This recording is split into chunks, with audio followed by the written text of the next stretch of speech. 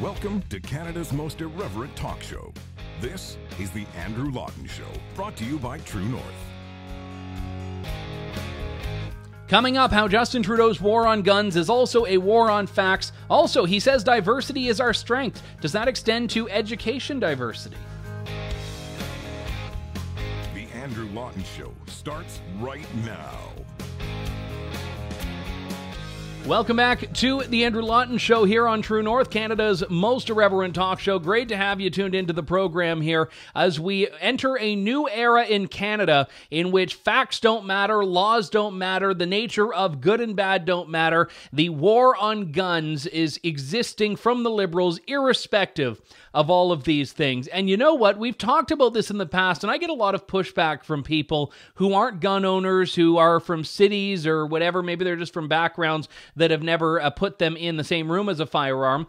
But people that think, well, this doesn't affect me, I'm not a gun owner. You know what? There are 2 million Canadians who are gun owners. But even if you are not, the way the Liberals are taking aim at gun ownership and gun owners matters to everyone. And the reason why is because if the Liberals and the government more broadly has no respect for property, no respect for facts or evidence or constitutional liberties or all of these things, then it's only a matter of time before they go after something that you do own or something that does affect you. The bill that the Liberals tabled today, Bill C-21, an act to amend certain acts and to make certain consequential amendments with regard to firearms. This is the long-awaited bill on firearms reforms, or let's be real, confiscation measures, that the Liberals promised after they banned unilaterally and summarily 1,500 different variants of firearms last year. Now, the reason they did that without actually having the long-standing, longer-term bill that they're tabling now is because they did it on the back of a napkin because they wanted to use the political capital they thought they seized from the horrific Nova Scotia shooting, the one that started in Portapique and devastated that community, claimed so many lives, and by the way, did it without the use of any legally owned firearms.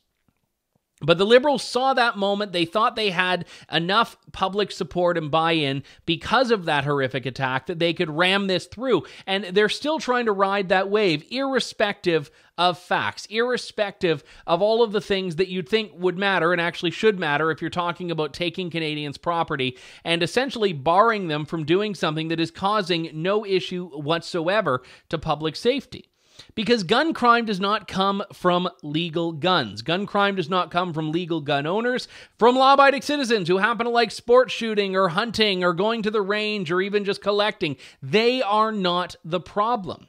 But let's look at all of the ways that this bill is going to go after them. The government is going to introduce a new red flag law that would basically allow anyone to go to the court and say, I think you should take away Joe's firearm. I think he's a little bit iffy. I don't like the way that he and his wife are behaving. I don't like whatever the case may be. You could actually use this to petition the court to have their guns immediately confiscated and have their license suspended. Now, to be clear, I actually don't think a red flag law is necessarily the worst thing in the world, depending on how it's done. The problem is that we already have a mechanism in the law that allows police to take away guns from someone who is going to cause harm to others. So what right is this giving authorities on top of that? That still stands to be seen. Also, the surrender of firearms pending legal challenge of license revocation. So now you no longer have the right to be presumed innocent until proven guilty. This would require an individual to surrender their guns during a legal challenge of their license or certificate revocation. Fighting smuggling and trafficking. Actually good to hear the Liberals talking about this because they've been pretending that the issues are coming entirely from law-abiding gun owners and that there is no border issue when it comes to firearms. This is, I'd say, the most dangerous provision, however. Help municipalities create safer communities. Support municipalities that wish to restrict handguns. So what this would do is actually allow the municipality of whichever, Vancouver, Toronto, Calgary, London, Windsor, doesn't matter, would allow a municipality to ban you from possessing or transporting a handgun, even if you are legally authorized to own that handgun. You've gone through the licensing regime, you have your license, you've registered the firearm, it's yours, you've proven that you're not a menace to society. A municipality could then ban you from having that in your home and also ban you from storing it somewhere else in the municipality. So one of the ideas that's been put forward is central storage. So if you want to own a handgun, well, you can't keep it at home. You can only store it at your range. Now, there's a lot of risk with that, but this goes even beyond that. Because a municipality could say, the range can't store it, the gun store can't store it, and you can't store it, and you can't store it with someone else because then they would need to have registration of it. So what the government is effectively doing is allowing city bylaws to make your legally owned handgun illegal. And before you go down the road of, well, who needs a handgun? It's not about need. There are lots of reasons people have them. Target shooting, collecting, people that have had a history of family members in law enforcement, so they have an affinity for these sorts of things. It doesn't matter. If you're not causing any risk to anyone, you're not shooting people, you do not have to justify, or let me clarify, in a sensible society, you should not have to justify why you need to have that. Legally, the government has said you're safe, you're secure. Here are the rules you have to follow to store it. But now a municipal government can go on top of that and take aim at your property and at your rights. And what do you have to do? Move? Well, what happens if all of the municipalities decide to do this? This is only going to further rural-urban divides that are already very significant and are already dividing Canadians. But this is going to be monumental because you know that places like Toronto and Vancouver are not going to hesitate to do this. Toronto has actually been begging the government to give them the power to ban handguns for quite some time. I'm not sure how many handgun owners there are in Vancouver. You probably would have moved to another city if you were the type of person that wanted handguns. But nevertheless, cities like Toronto, Montreal, Vancouver, which cover large swaths of the population, are going to avail themselves of this right from the government, which kind of goes around provincial governments who are supposed to have the ultimate oversight, A, of a lot of the firearms restrictions, and B, of the way municipalities structure. But this is the whole thing that the government is doing now. You could actually be criminalized for violating a municipal bylaw if your municipality decides it wants to make it so that you can't have or use or transport a handgun. So this is what the government is doing here. Death by 1,000 cuts. They're going after the ones that they banned last year, the AR-15s, the Mini 14, other variations like that. They didn't go after handguns, but they're basically rolling out the red carpet for municipalities that do. So it will become illegal without the government actually having to have the gonads to criminalize the possession of these handguns. And ultimately, everyone's just going to have to start, living in Okotoks or whatever, because no cities are going to be allowing these things. And this is another great one, by the way. The government will ensure mid-velocity replica firearms are prohibited. Now, I'm going to give you the summary of this. If you have a toy gun that looks like a government-banned gun, that's going to be illegal to buy or sell. So if you have it, you're fine. But if you've got a toy gun, even an unregulated airsoft rifle that happens to look like an AR-15, or even, theoretically a paintball gun would qualify, well, tough luck, that's going to be illegal. So you're going to be able to keep your so-called replica, but you can't transfer it, you can't import it, export it, sell, buy, anything like that. And it's only good if your air gun doesn't look like a conventional regulated firearm. So, oh goody, so you can still have like the giant bright green Nerf gun or whatever, but you can't have an airsoft gun that looks cool enough to actually want to own it. So toy guns are now part of this so-called scourge on society. The irony is this was supposed to be the buyback announcement. We were supposed to be hearing about the government's buyback plan, but they didn't actually have a buyback plan here. They've just said they're going to come up with one in the future. The one thing we do know is that it's not going to be mandatory. So it will actually be voluntary. So whoop-de-doo, you have a choice. You can sell your AR-15 back to the government, or you can hold on to it. But if you hold on to it, you cannot do anything with it ever again until the end of time. You can't buy one, you can't sell one, you can't import one, you can't shoot one, you can't take it to the range. You can't even will it to someone after you've died. You are just sitting on basically a piece of metal This is what the government is trying to do. So this is going to make it so that when people do sell them back to the government, which incidentally, how do you sell something back that the government never had in the first place? It's confiscation with a little bit of a financial aspect. It is not a buyback. There is no transactional value here. This is a gun grab. So what the government is doing, again, pretending that it is giving you a choice. Pretending that it's giving you the opportunity here to make a decision for yourself, when in actuality, they're just trying to make it so convoluted and so difficult that most people will just go along with it, because what the heck else are you going to do? And again, before you say, well, who needs an AR-15? This is not about need. And by the way, as much as the AR-15 tends to get most of the brunt of the discussion here, there were a lot of the 1,500 guns and gun variants that the Liberals banned that were used for hunting.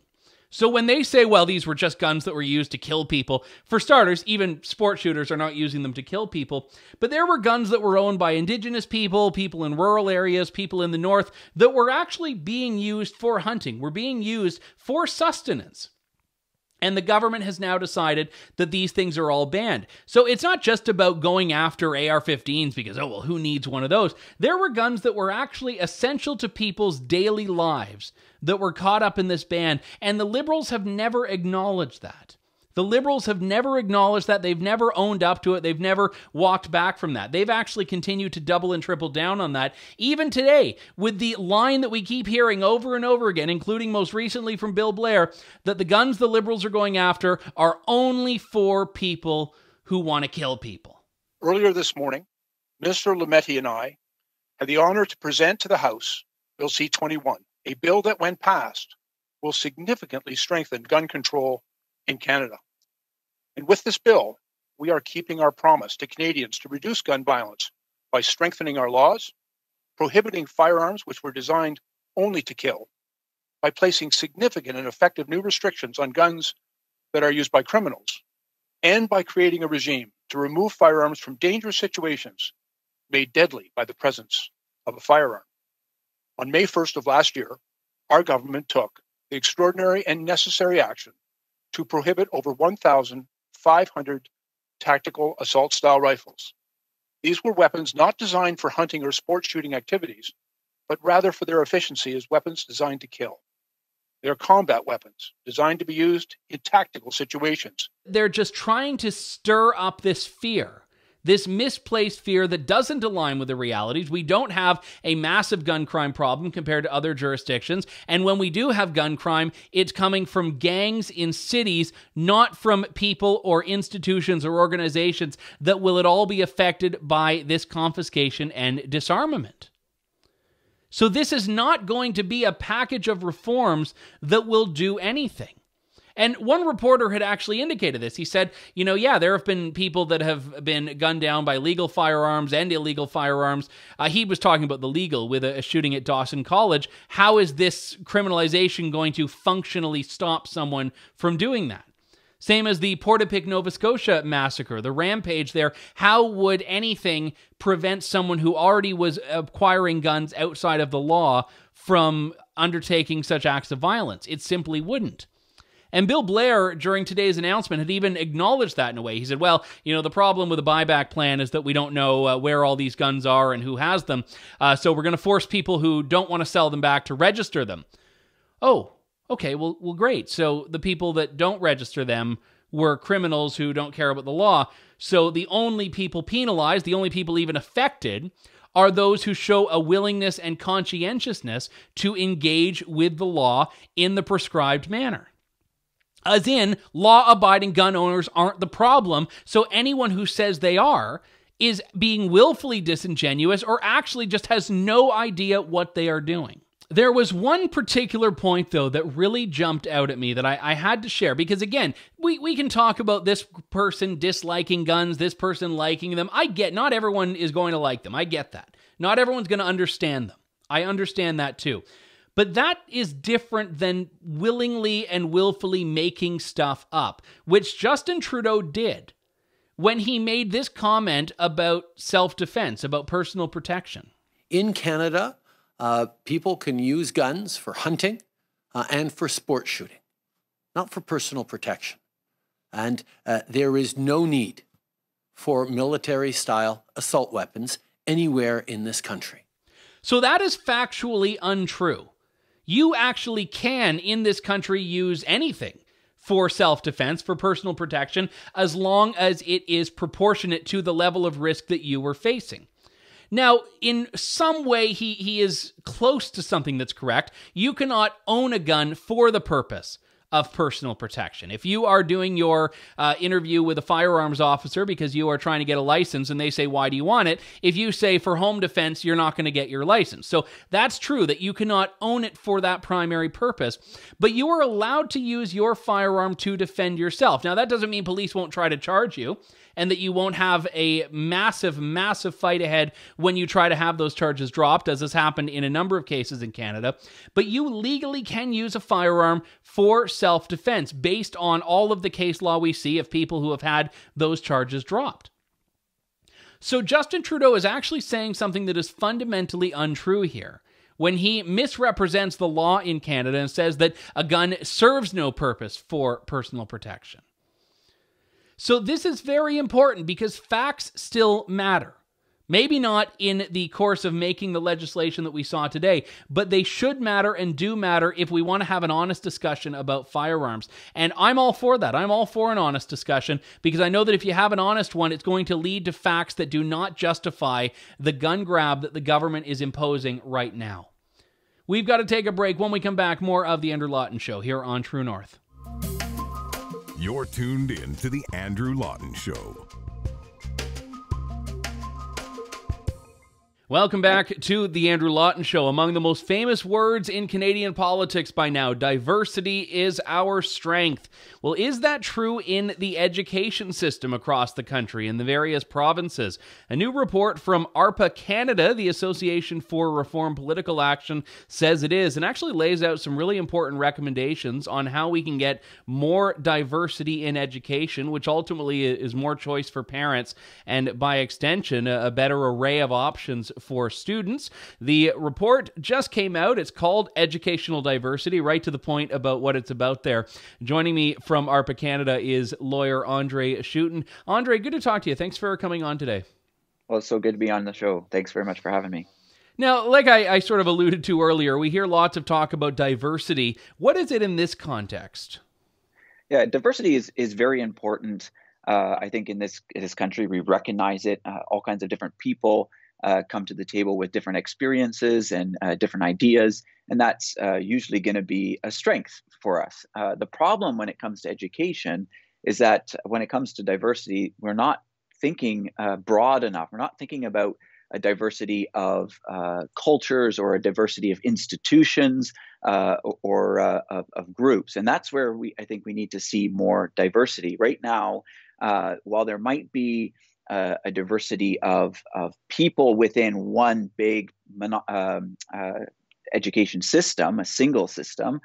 There's not a diversity in approaches to education in different institutions providing education for our kids, and not a diversity in recognizing that there's different philosophical and pedagogical philosophies around education. So we're just advocating for a lot more of that, and the outcome will be best for all kids. We have as available options right now homeschooling, private schools. Even so, the vast majority of students enrolled, and the report mentions this, are in the public system. And under the banner of the public system, Catholic schools, charter schools if you're in Alberta, or the general public school board. And I think it's somewhere in the range of around 92% or just shy of that are choosing to be in a publicly funded school. So they have the options. What's not diverse about the system if parents can choose to go into them and are just in large numbers choosing to go into the public stream?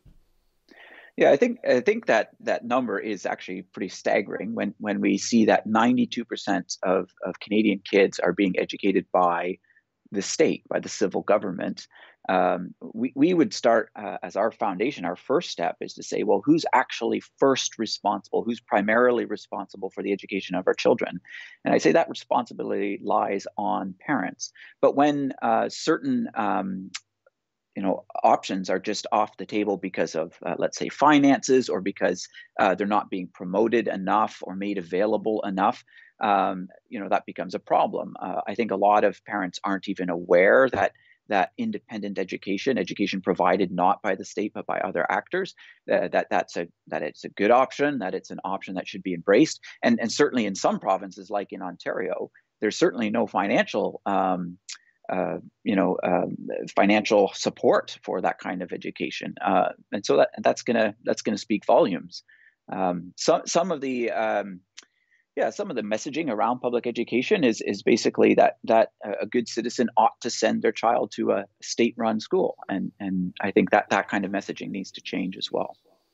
When I was raised, and I was raised in Ontario, and I've lived here all of my life, the private school was just for the really rich kids and the really wealthy kids. And that was the image in my mind that the private school had.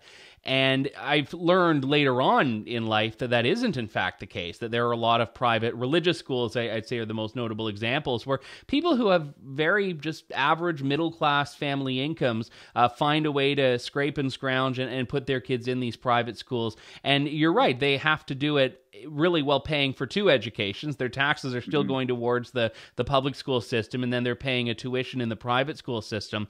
One of the recommendations in this report, which I think is very important, is allow education funding according to a per capita formula for all public school, independent school, and homeschooled students. So am I understanding that correctly, that if you're a parent and you want to go to a private school, you could take that tax money that you're paying towards the public school and reallocate it?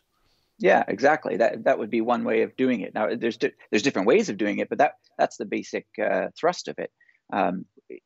What are we interested in supporting as provincial governments in this country? Is it to support a system? Is it to support one big system, or is it to support students? And if it's to support students and to empower parents to make good decisions for their own children, then let the money follow the child. Don't let the money just go to a system and fund the system. And so that kind of a model will, it's going to have a couple of good effects. One is going to increase, I think, efficiencies, because those schools, various schools, will want to be able to have your child come to their school so that they can educate them and develop their curriculum and so on.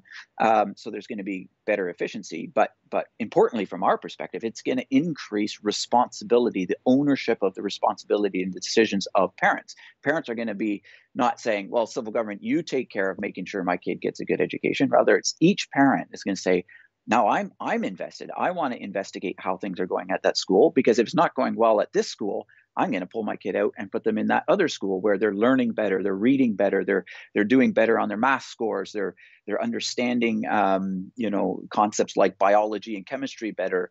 There's no more bullying over here compared to there, and that they can make those kinds of decisions and freely do so without too much concern.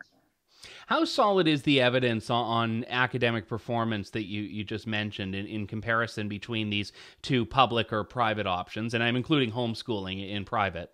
Mm-hmm. Yeah, so across the board, independent schooling produces a better result for students. Their marks are going to be higher than students coming out of the public system, and we see that in other jurisdictions, and we see that in Canada itself. In fact, and this is actually really important, is that independent schooling increases the performance, particularly for marginalized students and economically disadvantaged students. So the people that we should be most concerned about, students from racialized communities, for example, or students that are very poor or come from poor parts of cities and parts of the country, they're going to do better when we have independent schools in the area. In fact, there's even studies that show that where there's an independent school close by a public school, that the public school students will do better. It'll actually increase even their performance. So you see that more in jurisdictions like British Columbia, for example, that does support independent schools a whole lot more than Ontario does. Although independent schools don't quite get equal funding compared to the public system. I have to go back to that 91.8% number to get the precise figure of people that are in the public stream when they have theoretically the choice to go elsewhere, notwithstanding the cost issues we've raised. But I do have to ask, is that, in your view, just because of a lack of option or feeling like they have a lack of option, or is that expressing a preference? Because if that many people, or even a large subset of that, are just choosing that system, is this really just a small minority of parents that you're trying to advocate for a solution for in this report? Yeah, again, a fair question, and I think that there certainly are parents that do just prefer the local school up the street, a large school that's in their neighborhood. And it can also be considerations like, the local school, the local publicly funded school, right, will have a lot more options than a lot of independent schools do, like, larger gyms, maybe swimming pools, huge athletic facilities, and those sorts of things. But again, that would come back down to that question of funding and having the extra financial resources to develop those programs. If more resources like that were made available, I think when parents had a fuller range of options there, they would start making better use of it. But it's certainly not only about the money. I think that there is there's been a culture that has developed over the last 30, 40 years that's very dependent on the civil government when it comes to education, and it's going to lead to worrying developments down the road. I mean, this is more at the philosophical level, Andrew, but I think that where we depend on the civil government to not only fund, not only regulate, but even to provide the moral and pedagogical raising of our children, that's a problem, because it results in among other things, it results in a lack of responsibility on the part of parents towards their own children, a lack of drive and determination to make those kinds of decisions for your own kids, and I think that could be a problem. Then the other thing I would note is that number is shifting slightly. That 91.8% of people in the public school system is slowly but surely decreasing, because I think more and more people are being a little upset with how the quality of education in public schools and what's going on in a lot of these mega schools in particular. And actually, this last year with the whole COVID pandemic and what's happened with a lot of the schools, I think that's actually provided us an opportunity to really evaluate, is this the best way to do education for kids? Is it to cram all kinds of kids through a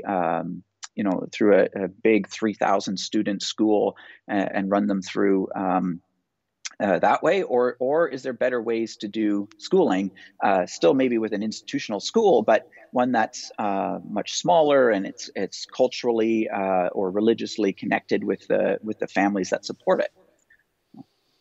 Going way back to 2007, I remember when in Ontario, the topic of faith-based schools and funding faith-based schools publicly became a very toxic political issue. Then PC leader John Tory, who had a great many other flaws, this wasn't one of them though, had raised this idea, and there was a massive backlash. And I realize a lot's changed in the last 14 years, but a lot of people, I think, and I say this as a Christian, a lot of people get very, I think, instinctively uncomfortable with the idea of funding faith-based schools, irrespective of the Catholic school funding, which people seem to find is okay when other denominations aren't. But the curriculum itself, is your view that there would be a core standardized curriculum and then everyone would be able to build on top of that? Or do you think that honestly we need to strip it back down and let individual schools or school boards develop a curriculum in accordance with some sort of baseline standard? Mm-hmm.